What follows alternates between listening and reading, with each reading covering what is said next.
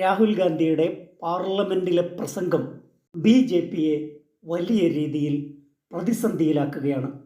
Budget സമ്മേളനത്തിലെ പ്രസംഗം മഹാഭാരതവും അഭിമന്യുവിന്റെ ചക്രവ്യൂഹവും എല്ലാം ഉൾപ്പെടുത്തി സംസാരിച്ചപ്പോൾ ബി.ജെ.പിയുടെ ഹിന്ദുത്വയെ നേരിടാൻ ഹിന്ദുയിസത്തിന്റെ എലമെന്റുകൾ ഉപയോഗിക്കുന്നത് ബി.ജെ.പിക്ക് വലിയ പരിക്കേൽപ്പിക്കുന്ന കാര്യമാണ്. രാഹുൽ ഗാന്ധിക്ക് ഇന്നലെ പാർലമെന്റിൽ മറുപടിയുമായി എഴുന്നേറ്റ് നിന്നത് മുൻ കേന്ദ്രമന്ത്രി അനുരാഗ് താക്കൂറാണ്.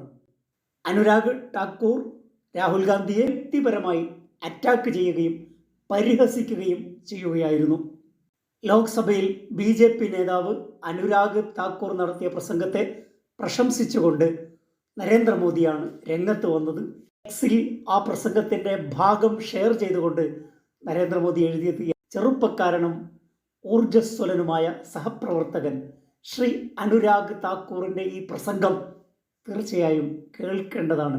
നരേന്ദ്രമോദി എത്രമാത്രം ഫ്രസ്ട്രേറ്റഡ് ആണ് എന്ന് അദ്ദേഹം അനുരാഗ് താക്കൂറിന്റെ പ്രസംഗം എക്സിൽ ഷെയർ ചെയ്തതിൽ നിന്നും മനസ്സിലാക്കാം. സ്വന്തം ജാതി അറിയാത്ത ആളാണ് ജാതി സെൻസസിനെ വാദിക്കുന്നത് എന്ന് അനുരാഗ് താക്കൂർ അധിക്ഷേപം നടത്തിയപ്പോൾ രാഹുൽ ഗാന്ധി ഇടപെടുന്നു.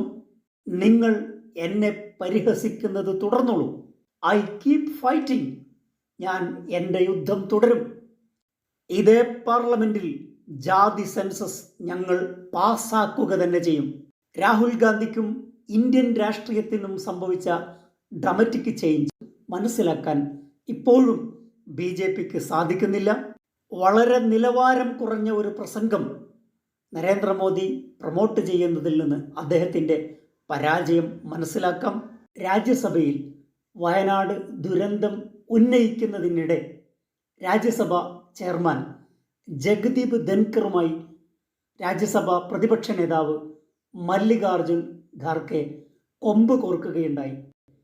വിഷയത്തിൽ ചർച്ചയ്ക്ക് അവസരം ആവശ്യപ്പെട്ട് ഖാർഗെ സംസാരിക്കാൻ തുടങ്ങിയപ്പോൾ സഭാ ചെയർമാൻ ചിരിച്ചതാണ് ഈ പ്രശ്നങ്ങളുടെ തുടക്കം. താൻ വയനാടിനെ കുറിച്ചാണ് സംസാരിച്ചതെന്നും എന്തിനാണ് ചിരിക്കുന്നതെന്നും താൻ എന്ത് പറഞ്ഞാലും ചെയർമാൻ ചിരിക്കുന്നത് എന്തിനാണെന്നും ഖാർഗെ ചോദിച്ചു.